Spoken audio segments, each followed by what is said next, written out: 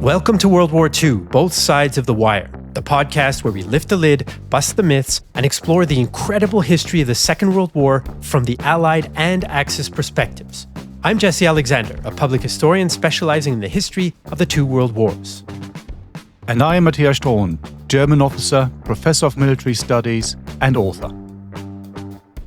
In today's episode, we'll drop into Prague in May 1942 and explore the assassination of Reinhard Heydrich and the terrible aftermath.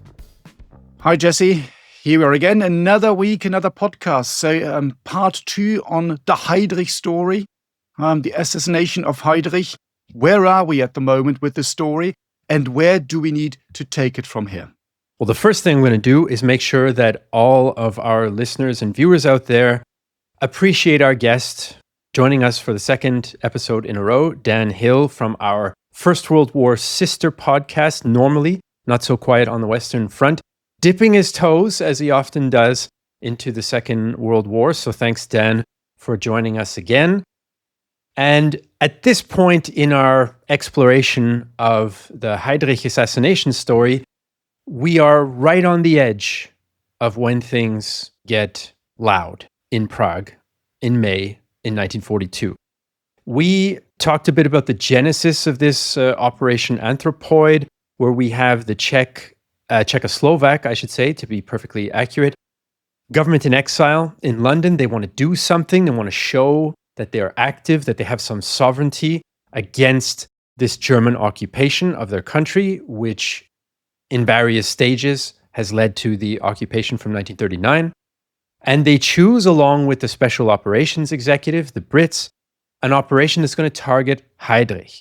He is an infamous and interesting character who we talked a bit more in detail about before, but his role is what makes him the target, and that is to say, he is the so-called protector of Bohemia and Moravia. He's essentially the top Nazi in this occupied area, and he's not a very nice guy, to understate it, called the Butcher of Prague, etc. Very repressive, very cruel. And for all these reasons, you have a couple of Czech agents by the names of Gabčík and Kubiš who are now in Prague, and they've got a plan to assassinate Heydrich. I think that's a reasonable summary, the little elevator pitch of how we get to this street corner in May 1942. I'll throw it to you, Dan, to take us into the event itself. Yeah, thanks, Jesse. And of course, a pleasure to be joining you guys. It is, as you say, one of those kind of situations where by the 27th of May 1942, we have everybody converging on a street corner, a chunk of people who know about it and are expecting it, and a couple of people who are heading that way, but totally unaware that it's going to become an important moment. And you're right, in terms of Kubiš and Gabčík, the two agents primarily involved and explicitly tasked with killing Heydrich, they have been planning this moment for months. They've been looking to try and find that weak spot, and they think they've identified it on the corner of Holovice Street, which is for those not watching, for those actually listening in right now, it's about, I would call it 150-degree turn, something like that. It's a sharp turn. So coming down a fairly steep hill, and then imagine a big sweeping right turn, which has a very sharp point to it, which means that anybody driving down that particular street, in order to turn to the right, has to really slow down, almost to a halt. We're talking 5-10 miles an hour at most. And this area is identified because it's somewhere that Heydrich absolutely has to go past. Secondly, he's got to go past there slowly. And third, and I think something you touched on last week, Jesse, there's also a tram stop nearby. Now, bear in mind, hanging around waiting to assassinate somebody, particularly if you're a group of individuals, is not an easy thing to do if you're on a very quiet street. Yeah, if I'm driving down the road and I see 4 people hanging around a junction looking suspicious, it's going to raise a few red flags for me. If there's a tram stop there, maybe not. That's exactly what we find in this location. So you get this kind of perfect storm of things develop, reasons why this can be a great assassination site. And importantly for the agents involved, four of them, we should say, rather than just 2, there are many streets heading off in many different directions, which means each of them can take an individual route immediately away from the assassination site. So by the time we reach 27th of May 1942, about 6:30 in the morning, The first of those two agents, so Gabčík, is going to leave his home in the center of Prague where he's been staying. He's going to pick up a bicycle for the purpose. It's going to be his getaway vehicle, and he's going to cycle to the street corner. The agreement has been made. Heydrich's going to be coming that morning, and that is the morning the attack's going to take place. Kubiš likewise will do the same. He's going to borrow a bike from a lady, and he's going to head off up the street, and he's going to meet Gabčík on the street corner. At the same time, two other agents, a man by the name of Adolf Opálka, who is actually senior of the four agents. He's the only commissioned agent in Prague at that time. He's a lieutenant from memory. And another man by the name of Josef Valčík is also going to appear. So the four individuals are going to spread themselves out around the junction in something like this. Gabčík with Sten gun right on the pointy part of the corner. His job is going to be to kill Heydrich as he comes around the corner. Machine gun him to death at point blank range, and hopefully the job's a good one. Directly behind him, maybe 5 yards away as a backup with pistol in hand and number 73 anti-tank grenade, is Jan Kubiš, who, in case Gabčík can't get the job done, Kubiš has got his anti-tank grenade to do the trick. On the other side of the road, Adolf Opálka, who's looking up the street down which Heydrich must drive. He can see Heydrich before the other guys who are slightly around the corner can also identify him.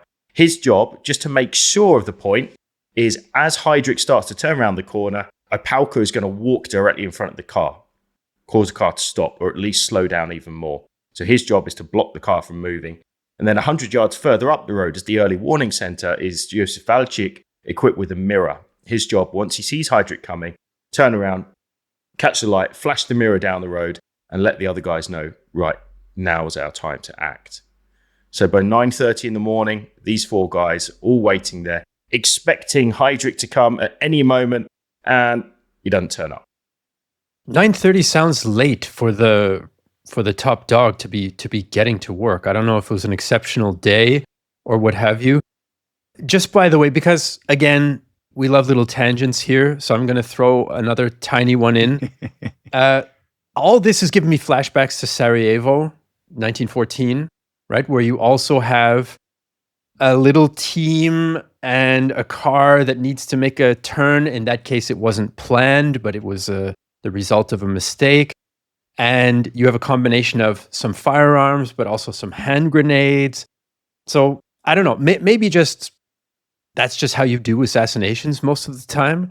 But these two, maybe two of the most famous of the first half of the 20th century, seem to have a few interesting parallels to them, including, and I don't want to spoil things yet, Dan, because I don't know how you want to bring us along to the dramatic moment, but including some malfunctions.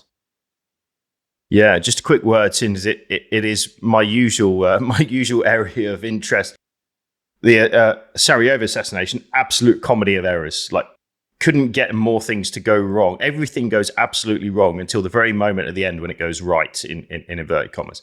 But, you know, even down to the guy who tries to commit suicide and then simultaneously drown himself by jumping in a river afterwards, takes cyanide, which doesn't work, and then breaks both his ankles in a knee-deep piece of water at the end.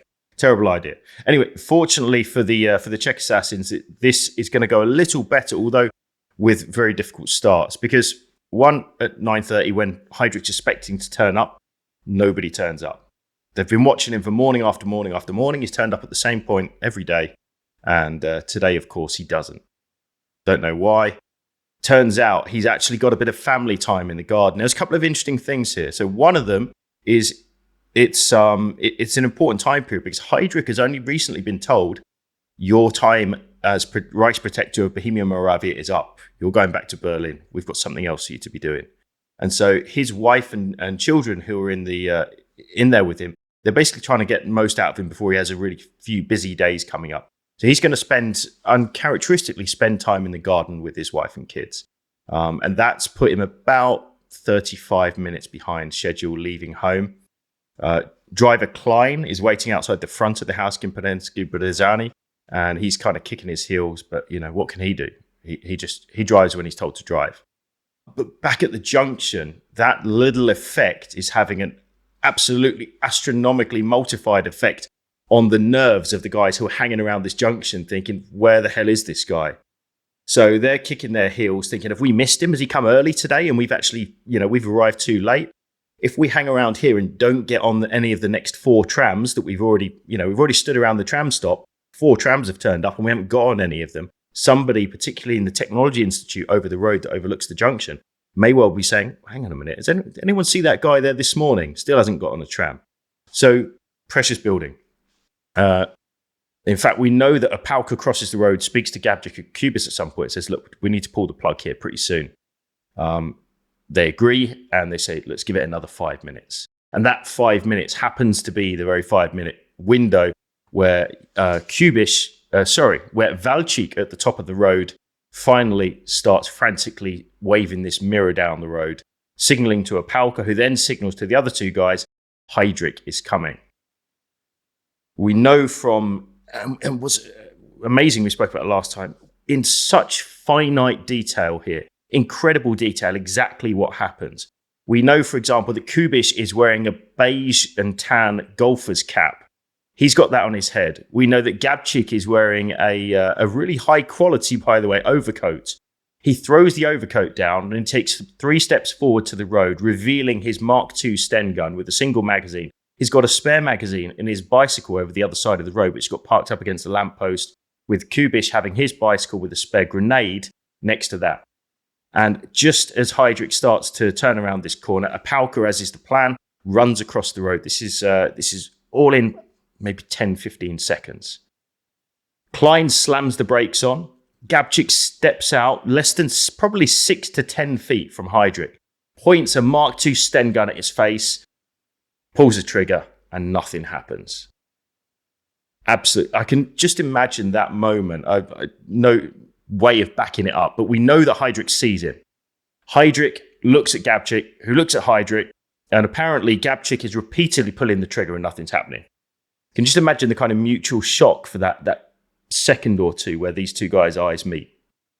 Fortunately, the story goes actually that Gabčík is basically frozen to the spot. He's psychologically malfunctioned at that moment, and he can't move, he can't do anything, doesn't think to bring his pistol out, doesn't do anything like that. He's just left there pulling the trigger on this Sten that's not working. Gabčík, Kubis, I should say, luckily doesn't have the same effect. He steps forward almost immediately with his grenade in hand and throws it, aims to land it inside the vehicle. We should also add, he doesn't know that Heydrich's going to be in the front. He thinks he's going to be in the back.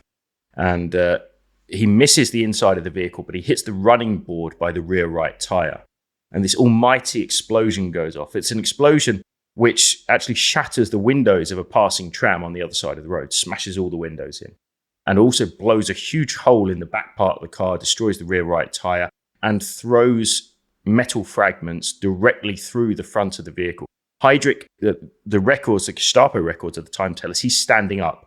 So he's pistol in hand, standing up in the car from the passenger seat, which is going to be the front right. And the explosion drives a load of chunks of metal directly into his back. So this happens in a split second. That same explosion jolts Gabčík out of this kind of trance that he's gone into.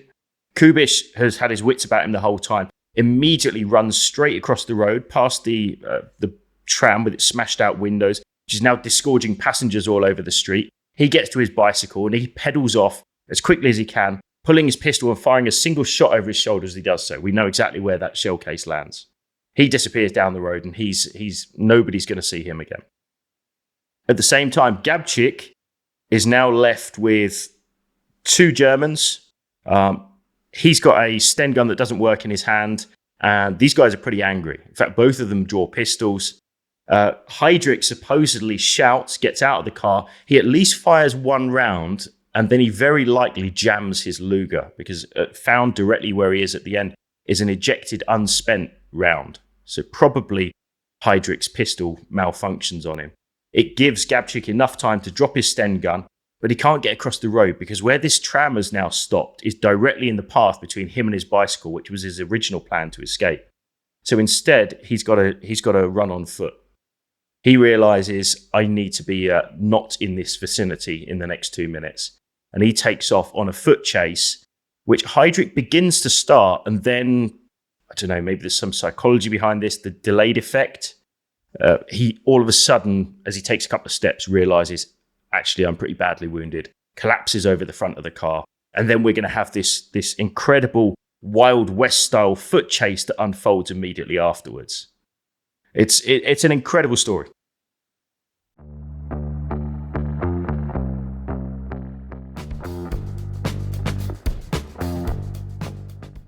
I mean, it is absolutely incredible, as you say. Can I just rewind a teeny tiny bit, just for the absolute spotters amongst us, because it seems there's a lot of malfunctioning weapons in this episode here. You talked about the Luger. Well, they had a tendency to jam, so they're not particularly reliable anyway. One of the reasons why they get phased out during the Second World War. What about the Sten? I mean, that's also interesting. You talked about the Sten. It's a very crude weapon. It's not particularly well made. Do we know anything more about this? So did it just malfunction, or did he perhaps, because of all the tension that you talked about earlier, you're waiting and nothing's happening, this whole build-up, did he perhaps just forget to cock the weapon? Tricky one. I think it probably malfunctions. I can't back it up, but given the propensity for the Sten Mark II to malfunction, I think it's most likely. What we do know is that he's concealing this directly beneath his overcoat on the street corner, probably for an hour, when actually he meant to do it for 5 minutes. He's also cycled there that day. So what we're aware of with regards to the Sten is that there's a tendency for the operators to hold onto the magazine at the front when they're firing the thing. And actually that movement, even just a little bit of up and down or left and right, can cause a feed jam. So probably most likely that was what caused the issue. But also, it's perfectly possible that the Gestapo completely deconstructed the thing afterwards and wrote a very detailed report about it. I've got the entire report. I don't recall seeing anything specifically mentioning that. I mean, is it possible he, with all the stress, that he forgot to cock it? I guess it probably is possible. Wouldn't be my first choice in terms of reasons why the thing didn't go bang when he pulled the trigger. But what we do have immediately following that, of course, is this foot chase. So we have now Oberscharführer Johannes Klein, Heydrich's driver, who Heydrich says, go and stop that guy, along with Josef Gabčík, with pistol in hand, having dropped his Sten gun, is now going to start running away from the scene as quickly as he can. And we even know the route he followed from the Gestapo photographs where they've drawn, with German annotations and somebody's drawn in pen, this is the route that the assassin, I think criminals, they refer to them, the criminals took. He runs down the road, starts turning round, a bit like you can imagine in these kind of classic foot chase of the Second World War, you know, driver with a pistol shooting at Gabčík, who's firing back with a pistol. And there's maybe 50 yards between them. And it's really down to who's got the stamina at this point.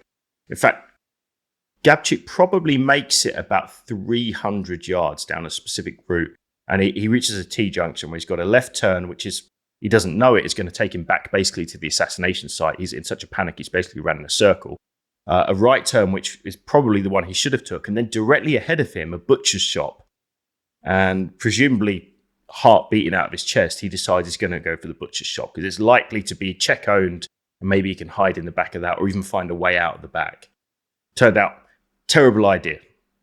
You know, couldn't pick a worse butcher shop in all of Prague to go into, because the guy that owns it is a German sympathizer. His brother is a Gestapo employee, and there's no back door to the butchers. So the man, František Brauner, we know the guy's name, is in his butcher shop as Josef Gabčík comes running in. Brauner comes immediately running out and starts waving and shouting in the street, seen by driver Johannes Klein, who then says, that must be where the assassin is.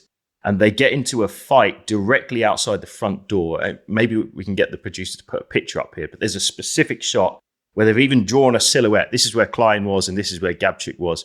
And they get in a pistol duel. And fortunately for Gabčík, he managed to shoot Klein in the left thigh twice. And this is the moment he needs. So the Gestapo report's very detailed about this, says that Klein's knocked down onto the ground. Gabčík runs past him and back out onto the main street into Prague. At the same time as Brauner is basically, what would the word be? He's conscripted for a short period of time into the into Heydrich's personal bodyguard. Klein gives him his pistol and says, "Right, I'm shot now. You run after this guy and go and catch him." So Klein, being the man that he is, gets round the corner, immediately stops and says, "Oh no, he got away." But that's the way these things happen. So Josef Gabčík disappears into Prague, and we're left with all pandemonium at this road junction and a very badly wounded Reinhard Heydrich at that junction. And I think it's worth noting, we talk about the psychological state of different people involved, the stress of waiting. Maybe he was too stressed and held the magazine wrong or what have you. Or Heydrich is so hepped up that he's shouting and standing up, and only then does the wound really hit him a bit after that. One of the psychological factors that I think is interesting is that at this stage, the Czech team, essentially, it seems like the operation has failed, right? You try to do it, there's an explosion, but Heydrich is standing up, yelling, getting out of the car, coming after you. They probably don't know that he has then collapsed onto the hood of the car because they've already, they're heading the other direction as fast as they can go. So imagine the buildup of months of training, of preparing, knowing you're probably going to die at some point after this operation, convincing yourself to do such a courageous thing for a cause that you believe in and you think is worthwhile. And then in that moment, you're still alive for who knows how long, and you think you might have failed. That's got to be the worst feeling, when all that work and all that sacrifice and all that courage, and you're like, well, now I'm probably going to die, and it probably didn't work. I wish that we had some sort of insight as to what they were thinking at that moment. In any case, of course, they go off into the city. Heydrich is lying there, and the story goes on, Dan, which you can continue for us here. But that moment somehow is always what I think of when I'm like, okay, one's off on his bike, one is running like heck after having been in a shootout, and they think that they've failed. I mean, that's a pretty awful burden. You make a really good point there, Jesse, and I think it's even worse than that to a certain extent, because not only do they, at least face value, think they've failed, yes, both of them escaped into the city, so that they're free at least for the time being, but they've also left a mountain of evidence there. The bike that Gabčík was supposed to use to take away, with the attaché case on the handlebars, Kubiš loses his cap as he leaves. Gabčík is seen, close range. If Heydrich lives, Heydrich is going to recognize Gabčík. He's looked at his face from 5-6 feet away. That face, I'm sure, is seared into his memory. There are, a dozen witnesses on this tram that are going past that have all seen this guy's face. There's a lady, Maria Moravec, who's sunbathing in her garden down at the bottom of Holovice Street, who leaves a powerful account of exactly seeing, as she says, Gabčík running with his tie flying in the wind as he runs past, looking absolutely panicked. You've got Franciszek Brauner, the butcher, who's clearly seen the entire incident, and there's evidence all over the place. This is a really severe situation, particularly added to that, as far as they're concerned, they haven't killed Heydrich. In fact, as far as most people are concerned, Heydrich, although we today would know that he's mortally wounded, nobody at the time knows that, and Heydrich certainly doesn't. What happens as Kubiš disappears off? By the way, we should add to this: Kubiš is wounded. He throws his grenade at very short range, so he's wounded in the left hand, in the face, and in the chest by the blast of his own grenade. So he's leaving that area leaking blood on his bike and leaking blood along the road. So he eventually goes about a mile, abandons his bike outside a shoe shop, and then disappears into a safe house. The daughter of the owner of the safe house has to come and get that bike later, and that's going to prove essential to the story. But back at the crossroads, Heydrich is wounded. He's doubled up in pain. He's been hit in the rear left side of his back, effectively, and he's collapsed onto the front of his Mercedes vehicle.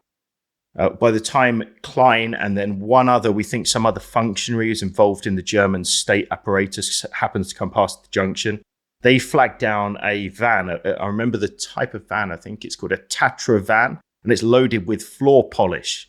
And they say, right, this will do. Heydrich is still talking. He's even able to walk aided at this point, and they get him into this van. They originally put him in the passenger seat, and he basically can't handle it. He can't sit in that. So they lie him now face first down on top of this floor polish in the back of this van. And a local Czech deliveryman is told, right, you need to drive to a nearby hospital, which is about a mile away. In a panic, he drives in the complete opposite direction until, half an hour or 20 minutes later, Heydrich says, where the hell are we? We should have been there by now. They have to turn around, and eventually they get into, they arrive at this hospital. And this is where people can, for the first time, actually figure out how badly wounded he is. It's a Czech doctor who looks at him first, and he says he walks into the, effectively the triage area, and he says that Heydrich is sitting with his shirt off, kind of propped, half sitting on a table, kind of leaning against the edge of it. He greets him, and the doctor states that Heydrich acknowledges him with his hand, but doesn't say anything. At which point the doctor says he goes on to probe his wound, and he's really shocked at how stoic Heydrich is. Makes no comment, no complaint, nothing as he's probing through this wound. And eventually it's found through a whole series of examinations that he's got metal fragments in his spleen from the bodywork of the car. He's got a punctured left lung. He's got a broken 13th left rib from memory. And he's in a pretty bad way. The real danger, though, is all the debris and muck that's been dragged into it.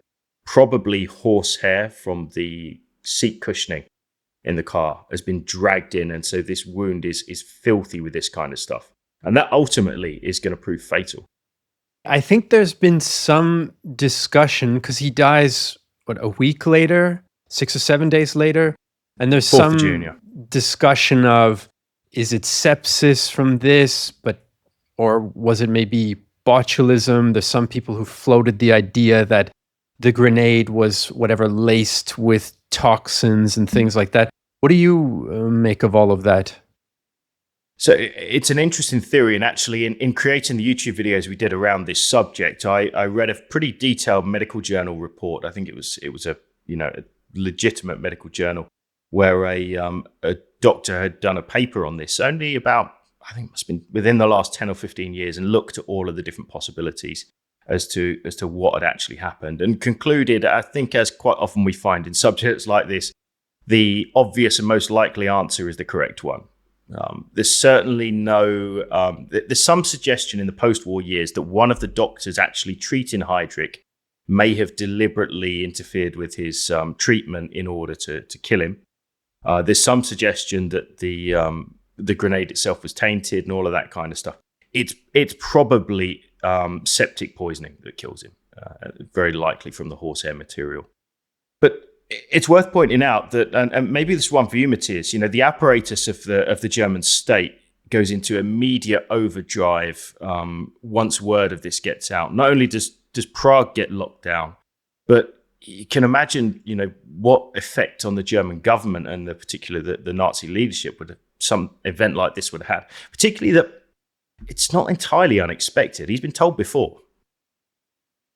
Absolutely right. Well, if we start with the medical side again, you can just see again how important Heydrich as a person is, because Hitler, when he learns of what has happened, he sends down his personal medical doctor to treat the wounds. And this is also one of these debates comes in, because this particular doctor was, for a better term, very conservative. He did not necessarily really believe in all the modern medication, and he wanted to do it in a very different way. He's also involved in all sorts of nasty experiments in concentration camps. A very nasty person, executed after the war.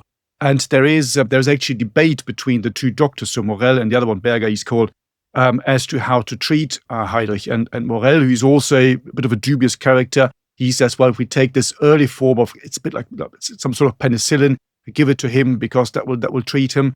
Some people have argued he might have survived, so we don't really know. But that immediately also shows you how important this event is. And of course, in particular, the person that you've got here, Heydrich again. So the embodiment of the Nazi system. And as you say, And as you've explained already, the system goes into a bit of what you might perhaps even call overdrive. They look at the crime scene. As far as I know, and again, you know this better than I do, I think the first steps are slightly ill-coordinated just because they didn't expect this. But they're trying to do the right thing. They corner things off. They have massive sweeps. They're trying to find more of these assassins. And martial law is declared immediately. So that means the military technically are taking over. So very, very a hard approach and really trying to solve this problem, get all these guys out and find these assassins and treat them, obviously, accordingly. So a very rapid, very drastic reaction by the Germans.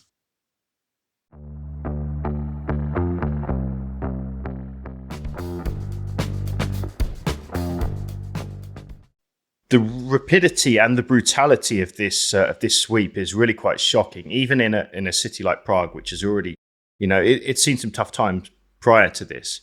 But by nightfall on that first night, so 27th of May, there are 8,000 German personnel flooded into the city. Every cinema's closed, every restaurant's closed, all the shops are closed. There's a curfew imposed, and something in the region of literally thousands of houses are searched that very first night. Anybody who may well be involved, anybody who is a friend of somebody who may be involved, anybody who the Gestapo in this instance have even suspected of having anything to do with this kind of resistance is searched, and then everyone around them as well. In fact, all four agents, bear in mind, all four managed to get away from the scene, have some form of close shave on that first night. Nobody's captured, but for example, Adolf Opalka, the senior of the agents, he's in a house as it's being searched, and he only manages to escape by hiding in a broom cupboard, and only by the skin of his teeth does he manage to escape being captured. The real problem that happens on that first night, though, is first of all the scene's set. There are hundreds of people arrested, something in the region of 500, and hundreds of those will ultimately be executed as a result. But the Gestapo don't really find anything. There's only one incident, and they find a resistance member's suitcase, which has some fake documents in it. Identity documents, effectively. One of them is an identity document for Josef Valchik, who's one of the man with the mirror at the street corner. So his face is known. But at that stage, at least, the connection between this guy Valchik's fake documents and the assassination attempt have not been made. So for the time being, at least, the Germans are right now extremely angry, flooding Prague with military personnel and doing everything they can to try and develop leads on what might have happened. And it leads to a famous photo, and it gives you an idea of how quickly things move. As early as 9 a.m. the following morning, so on the 28th of May, there's a shop commandeered in the center of Prague in Wenceslav Square, really beautiful old square. And inside it is put a bicycle, it's put the attaché cases, it's put one of the grenades, it's put the cap that Kubish is wearing, with a massive 10 million crown reward. 1 million Reichsmarks at the time. I think it's about $6 million today. It's slapped up right in the middle of the heart of Prague saying, help us find these guys. And you now get this, and maybe it's one for you, Jesse, this kind of push-pull mentality starts to develop in the city because, of course, when we talk about any nation that's occupied during the First World War, that inevitably we look towards those people who are the brave resistors. Of course, there's a flip side to that coin as well. Yeah, I think, and sometimes the coin, there are different things going on one side of the coin, and that ends up sort of being the case here a little bit. So yeah, this is a dilemma that in some way, shape, or form, every civilian under occupation faces. To what extent do I try to kind of protect myself and lay low? To what extent do I maybe want to participate in some sort of resistance? Or to what extent do I want to go for a shorter term? Well, in retrospect, in hindsight, it's shorter term, but for them, in what respect do I think it's worth collaborating in order to get an advantage in life, whether it's career, money, prestige, power? There are all sorts of different motivations for people to collaborate with a foreign occupier. And in some cases, you have it where someone who is involved in resistance might come under pressure, be captured, be tortured, and give up their fellow resistors. This happens, right? Of course, we like to remember the exceptional cases where people get tortured and they don't give up anyone, or they bite down on cyanide instead of potentially giving up their resistance colleagues. These things happen, but I mean, we're talking about humans, and things can go in and do go in many different ways. And this is an example of that, because this 1 million mark reward is part of the reason why one of the other Czech resistors eventually is involved in giving up these agents, these assassins. And I'm sure you know the story better than I do, Dan.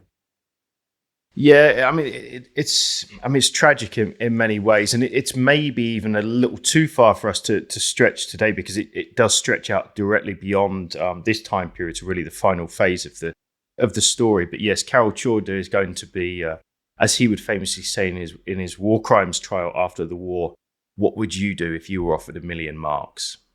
I'm not sure that particular phrase has aged too well. It certainly didn't save his life anyway.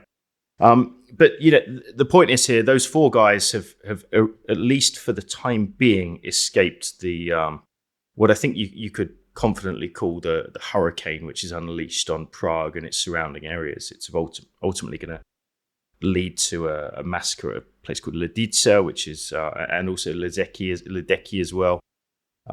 Ultimately, perhaps as many as, I mean, I've heard a lot of numbers bandied around about how many casualties or how many deaths are sustained as a result of Heydrichs. There's reprisal efforts even in Berlin as a result of this. Some people say 5, some people say 10,000 lives. It's a staggering amount, but it's also got quite long legs, this event, so it goes on. The repercussions are seen for months. But for the time being, at least, those 4 men who have escaped into the city of Prague have got some, they've stirred the hornet's nest. And it's not just those 4 guys, it's also those other agents who've been in Prague doing other stuff.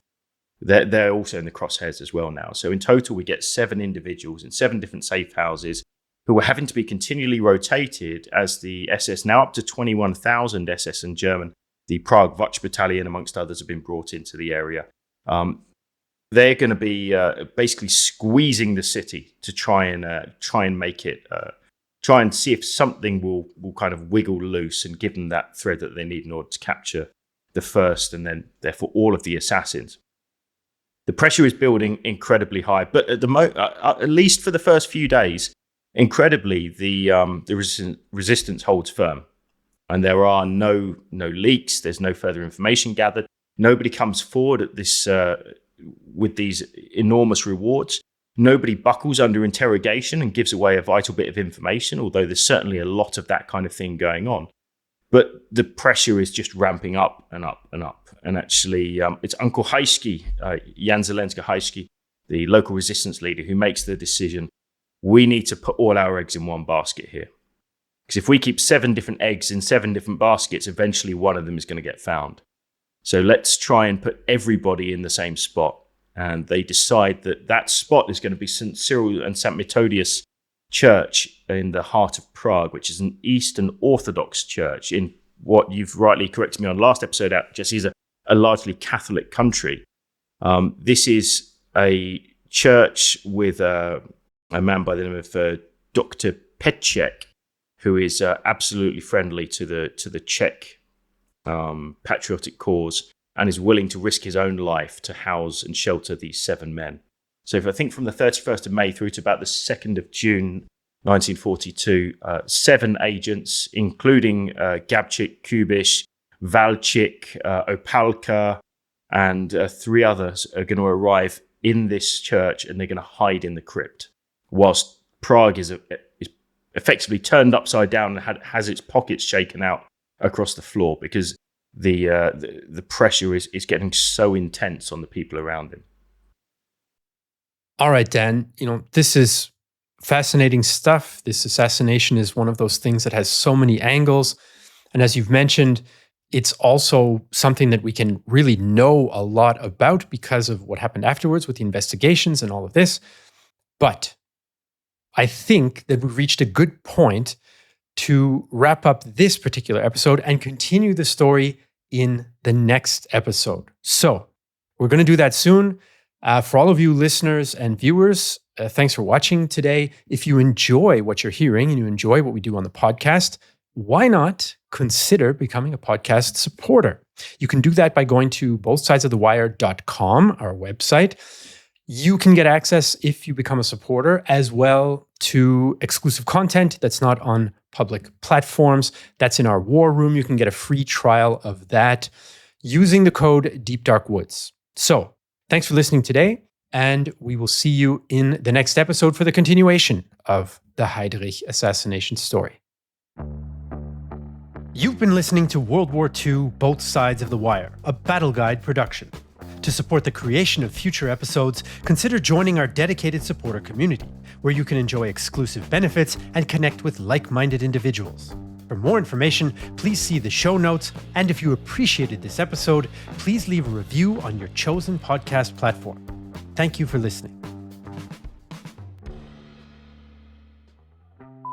I just noticed an understandable little slip of the tongue. You mentioned occupation in the First World War.